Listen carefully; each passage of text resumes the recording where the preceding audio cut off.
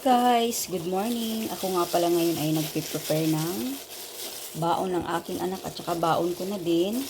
Ito nga pala guys ay biko, pero ang ginawa ko, binilog ko para ano na lang nila, yung gamitan na lang nila ng toothpick guys. Tingnan nyo yan guys, ang ginawa ko. Yan, parang cheese ball na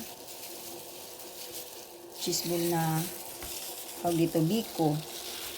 Yan, ganito ang pagka-prepare ko guys. So, tsaka may baon pa sila ditong cheese dog. Yan siya. Yan. Tsaka may apple. Yung panganay ko kasi mahilig sa apple eh. Yan siya. Gumagawa ako ng paraan guys kung paano nila kainin yung kanilang baon para hindi naman, tinan mo, ang ganda tingnan guys. Pakita ko sa inyo ha. Yan siya, oh. Diba? Kung biko lang basta-basta, hindi ko ni-roll, baka hindi nila kainin. Ipinaganda ko. Para-paraan ang ina, guys. Binilog ko yan, pero nakagamit ako ng gloves para malinis. Malinis naman ang aking kamay, guys. Pero gusto ko gamitan ng gloves. Kasi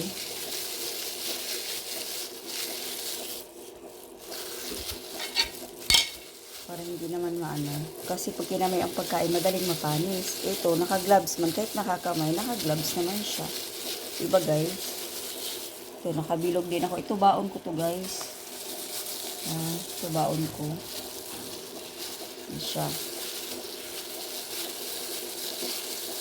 Para-paraan ng ating ginagawa. Pag tayo'y ina na, okay, marami tayong magagawa. Diba guys?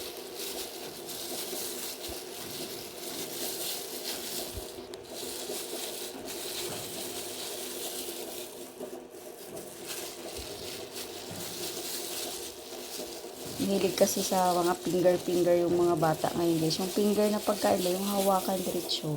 Kaya ako binilog siya. Ito na nga pala yung baon nila guys. Pang lunch. Kanin at saka pusit. Tapos itong mangga sa bunso. Tapos apple.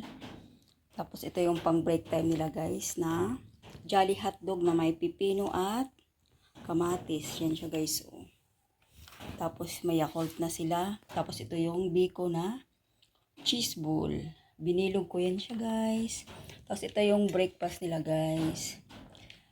Rice lang at saka egg. Tapos may milk na sila.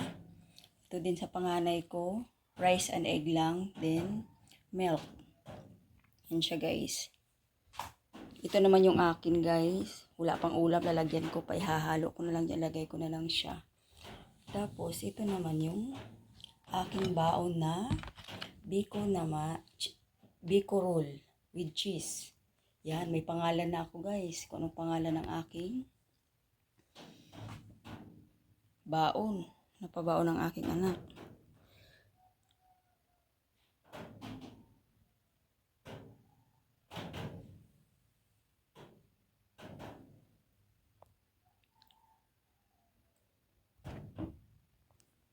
Yan guys, so nilagyan ko na nga pala ng toothpick para tutusukin na lang nila. Yan siya. O diba guys, madiskarting ina. Ito guys, nailagay ko na nga pala yung pusit at saka apple sa kanyang baonan. Tsaka nabalot ko na ng plastic guys. Hindi ko na binalot ng sandwich. Yan na siya, yung pang ice. Para hindi magkalat ang kanyang toppings. Yan guys, napasok ko na sa thermal bag yung ano nila guys, baon. Ito ay pa isa, pang break time. At ito, iniisip ko kasi guys, ayaw ko magutom yung anak ko nasa school kasi minsan ay traffic. Pero ako ay nauwi. Or mamaya pag-isipan ko pa kung uuwi ako. Pero may baon ako guys eh. Kasi pag uuwi pa ako. Grabing traffic guys. Kaya magtambay na lang ako guys kasi ako naman ay may baon. Yan, ipasok na rin natin yung Yakult. Dito din sa kabila, kay kuya. Ay, kay kuya ba to? Nagpalit kayo ng baunan. Tapos dito na rin yung kutsara. Yan, ito na rin yung kutsara nila guys. Ito. Yan. Pasok ko na sa kanyang thermal bag ang kanilang mga baon. Ito na siya. Ito sa bunso ko. Ito sa panganay ko guys. Nagpalit nga pala sila kanina pero inilipat ko na, hindi ko na binidyo. Kasi mahirap mag-video guys na ikaw lang. Yan.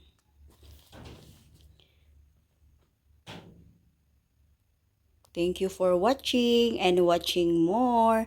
Please subscribe, like, share, and please hit the notification bell for more updates. Thank you guys.